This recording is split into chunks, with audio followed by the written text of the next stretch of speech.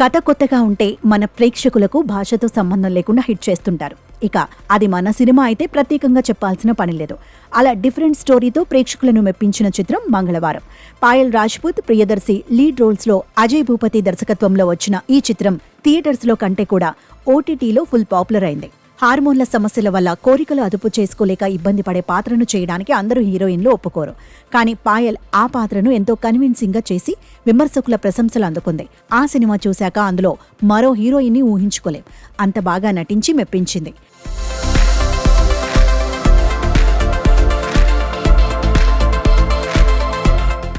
అయితే ఇప్పుడు దీనికి సీక్వెల్ తెరకెక్కించే పనిలో దర్శకుడు బిజీగా ఉన్నాడు.